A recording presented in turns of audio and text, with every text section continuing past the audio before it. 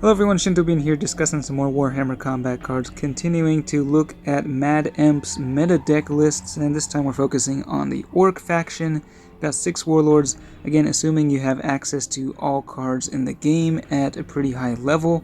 And we've got some interesting ones, including the long-time limited edition Red Gobbo, which is now in the general pool, I believe, so I think anyone does have a chance of getting it now, but yeah, we'll be seeing that show up quite a few times in here.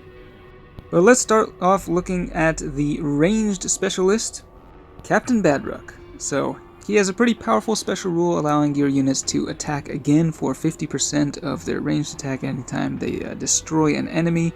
So we've got quite a bit of barrage in this deck, and some cards that are pretty new, including the 90-point Kill Blasted Tank that is a Lord of War.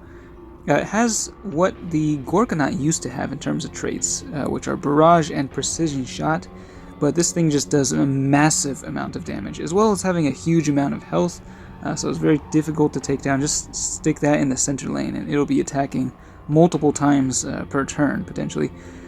The other main damage dealer in here is the 34-point Grot Mega Tank, which is pretty cheap, but it has a significant amount of firepower. Barrage again. It also has shields for a secondary trait, so as an epic it can get up to 2 shields. But yeah, very valuable card, I think, for the cost. And then we've got the infamous Red Gobbo there. That is the 10-point one. There are several versions, but this one is by far the best, and I think one of the most valuable cards in the game, actually, because it has the combination of Taunt and Endless. So it can come back to life and then continue to taunt, and then basically protect all of your other cards for up to 4 turns, which is just insane for 10 points. This one only has a ranged attack, but we'll see it show up in every deck actually, because it's just so good for having those traits. Then at 15 points we've got the Flash Gets Captain with Target Acquired. At 8 points we've got the little Burner Boy with Barrage, and then we've got Makari in there, who has Inspiring Presence and Shields to further boost the firepower of your damage dealers. So yeah, Orcs do have a lot of really powerful ranged units, but the ones in here are definitely some of the strongest.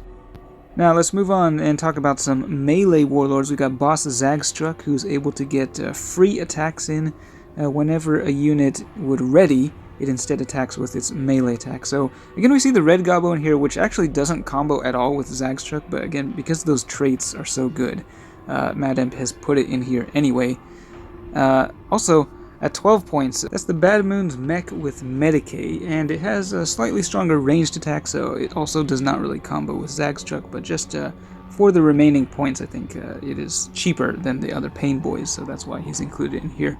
Everything else, though, does combo very well with Zagstruk. We've got the legendary Deathkiller Wartrike, 50 points. It's got Furious Charge and Scout, so it'll get 2 attacks in for a lot of damage immediately upon deploying. And then we've got at 46 points, that's the Beast Boss on Squigosaur, which has Berserk, a whole bunch of health, and big Furious Charge at this level. So that one also very strong.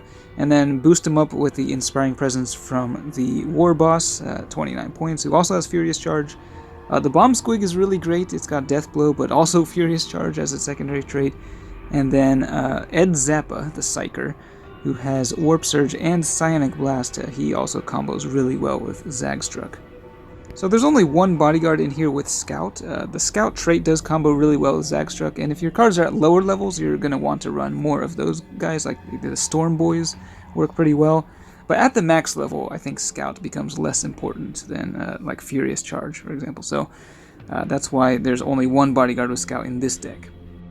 Next up is Mozrog Skragbad, who also works well with strong melee units, and you'll notice it's pretty much the same build as Zagstruk, interestingly enough.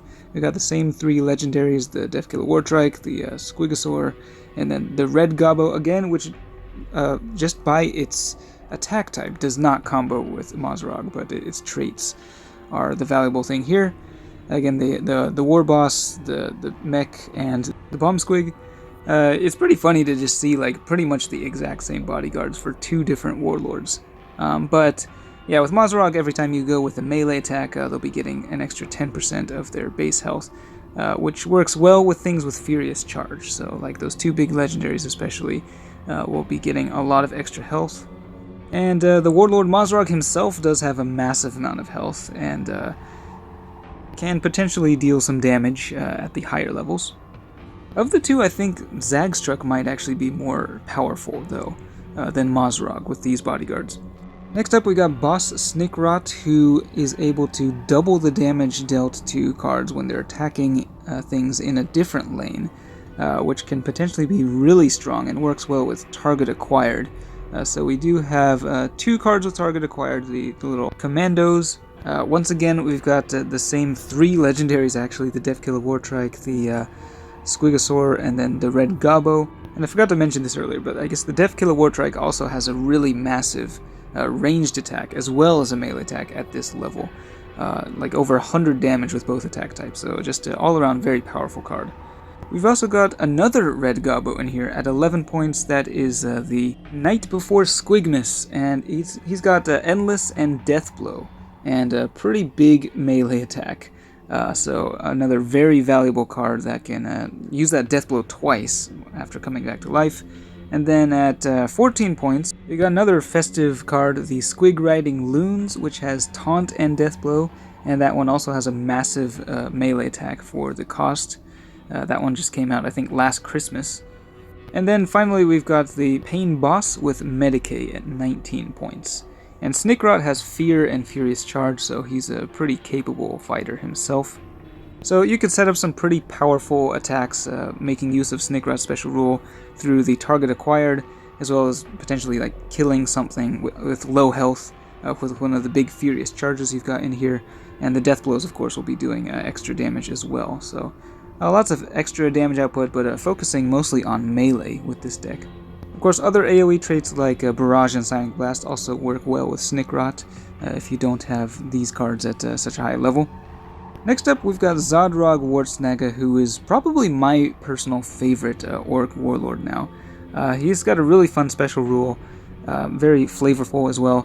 So every time one of your bodyguards that cost 10 or less is destroyed, it gives a 15% boost to all the attack stats of everything else in the deck. And that can stack up to 5 times, giving you up to a 75% boost to their attack stats. So things with more than one attack type will benefit even more from this special rule. So we're seeing a few of those in here, including the 62-point Kill Rig, which is pretty crazy at max level. It's got Big Game Hunter, Berserk, and all 3 attack types. But this deck is bringing out more of the Psychers, with Ed Zappa at 20 points, and then at 24 points, the Werboy, who has all 3 attack types, Berserk and Warp Surge for his traits. Again, we've got the Squigosaur, the Red Gobbo, the 5-point Bomb Squig, and then for the other 2 cheaper cards, we've got the 3-point Grot with Taunt, and the 6-point Commando with Target Acquired. But again, the Red Gobbo is especially good here because not only do you get all that value from the Taunt and Endless, but at 10 points, he's just enough to activate Zodgrod's special rule as well.